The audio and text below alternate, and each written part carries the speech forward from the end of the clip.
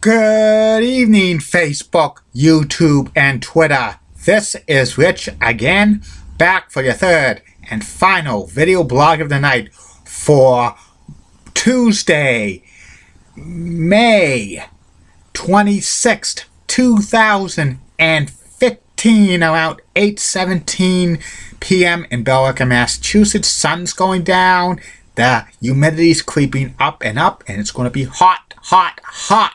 Some places in the Merrimack Valley reach 90 degrees, but Boston still has not reached 90 officially this year at Logan Airport. That's the official mark for the National Weather Service, and it might reach 90 this week.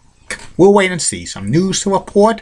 Michelle McPhee, who's an author, and also a commentator, is going to host her own talk show on WMEX Radio, 1510 AM, from 3 to 6 in the near future, in the afternoon weekdays. So congratulations to her. And that's about it on the news. My third and final video blog subject of the night is about the Vancouver Grizzlies franchise from 1995 through 2001. The Vancouver Grizzlies were the 29th team to enter the NBA as an expansion team. They played in the Midwest Division of the Western Conference, and they never made the playoffs in the 6 seasons they were in existence. They never even had a player play in the All-Star game. The Vancouver Grizzlies, the franchise was awarded on April 27th, 1994, and they were the 29th team to be into the NBA. $125 million was the expansion fee. They joined the Toronto Raptors as the first two Canadian-based NBA franchises. Originally, the team was going to be named the Vancouver Mounties, but the Royal Mountain Canadian Police thought that name for a professional team was offensive, so they had to rename it the Vancouver Grizzlies because the wilderness in British Columbia and stuff like that. And it was very hard for the Vancouver Grizzlies to get season ticket holders to. They needed at least 12,500 season ticket holders to make it a success. They were like in early 1995, they only had 10,000. They had to have a corporation buy the remaining 2,500 for the minimum of 12,500 to be profitable for an NBA franchise. They need to sell at least 12,500 season tickets, and it was owned by Oracle Bay Sports and Entertainment, and they played in the GM Place in Vancouver, British Columbia, which now is the Rogers Center. That building was being constructed in 1995 to replace the old Pacific Coliseum where the Vancouver Canucks was playing. That was a good facility for the Vancouver Canucks, but it was outdated because they did not have luxury boxes or private seating, because those are two keys for a franchise to be viable in a city for an arena. If they don't have luxury boxes or private seat licensing for corporate sponsors, they would have a tough time staying in that market.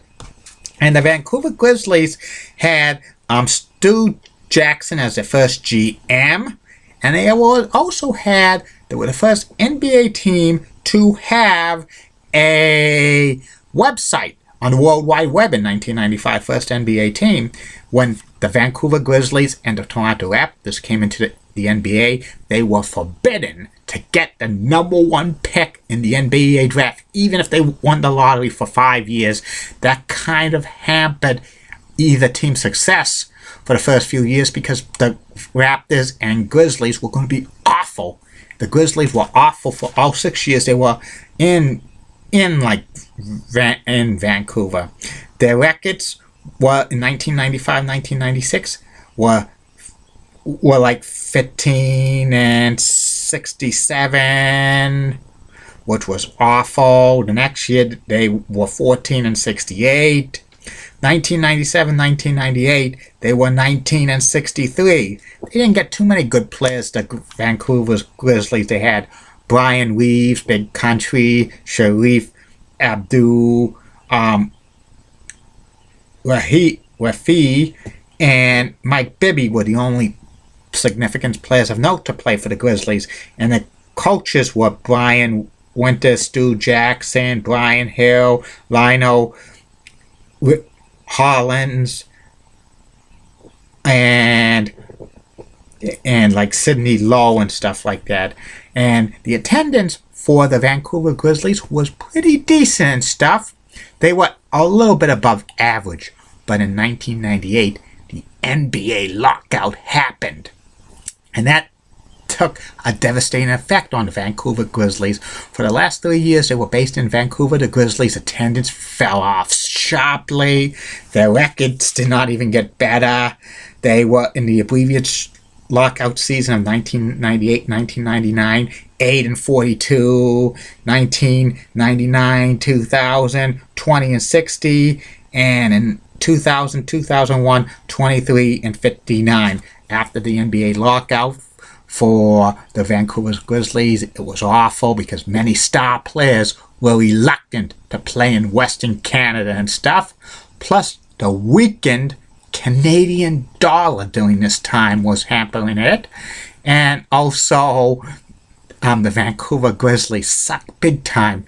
They didn't even have any all-star NBA players and stuff, and also decent players, and the attendance fell. And the ownership, like Oracle Bay Sports and Entertainment, was needed to unload the team because they were losing $40 million a year on the Grizzlies and stuff. They tried to get the owner of the Vancouver Canucks to buy him.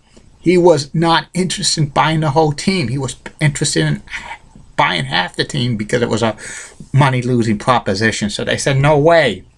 And in like 1999, 2000, they had a deal to sell the Vancouver Grizzlies to Bill Lawry, who was at the time the owner of the St. Louis Blues, and he was going to move the Vancouver Grizzlies to St. Louis, Missouri, to share the arena for the Scott Trade Center with the St. Louis Blues. But NBA Commissioner David Stern blocked that move, saying he was going to try to work in keeping the Grizzlies in Vancouver, British Columbia, as much as possible, because he was not going to give up on that market and stuff. But the Grizzlies will continue to lose money big time, and the attendance was falling down, and no ownership group in Vancouver was willing to step up to the plate and buy the Vancouver Grizzlies by the 2000-2001 season.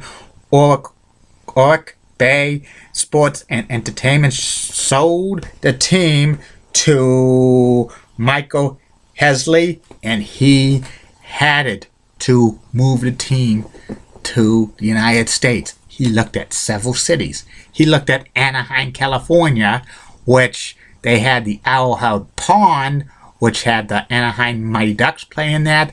But there was a problem that, the Disney company at the time owned the Anaheim Ducks and the Arrowhead Pond. They would have wanted the Grizzlies, but they wanted some ownership of it. And plus, in addition, it wouldn't work out because Anaheim was part of the Los Angeles market, and the Clippers and the Lakers would have vetoed that. Plus, limited money in the Anaheim market. They also checked other cities like Las Vegas and New Orleans and Louisville and Buffalo, New York, and Jacksonville, Florida. But they decided on Memphis, Tennessee, which never had an NBA franchise, and they decided to move to Memphis, Tennessee, to play 3 years at the Pyramid Arena, which was a facility built in 1991, which was a 20,000-seat facility, but it lacked luxury boxes and personal seat licensing, and they were going to move there for a couple of years, but there was a guarantee that they needed to build a new arena within 5 years, or the Grizzlies had the option to leave. And in 2000, after the 2000-2001 season, NBA owners and David Stern voted for this move for the Grizzlies to move to Memphis, Tennessee. David Stern was reluctant at first, but he said that there was no local ownership group in Vancouver to step up to the plate and buy the team, plus the weakened Canadian dollar and stuff, which was not good in the late 1990s and early 2000s in Canada, and plus many NBA players very reluctant to play in Western Canada, make their residence known and stuff like that. And the Vancouver Grizzlies, 6 years in the NBA, were one of the worst teams because they didn't have too good talent. They had some players, but they didn't have like consistent all-star players. They never landed any player to play in the all-star team, which is, that's pretty shameful and stuff like that. And the Vancouver market for the NBA was like kind of a failure. They should have waited. They should have gave it at least 10 years for it to succeed. 6 was not too much and stuff. And I doubt the NBA will go back to Vancouver. There was some talk in about 2007 about that when the Hornets, now the Pelicans, were temporarily, with like Hurricane Katrina, they were rumored that Vancouver was going to host some games for them, but that didn't work out. 2012, when Sacramento Kings were having troubles getting the arena, Vancouver was mentioned as a possible replacement, but it didn't happen. So and that's about it on the Vancouver Grizzlies. That's about it on these video blogs for tonight. Facebook, YouTube, and Twitter.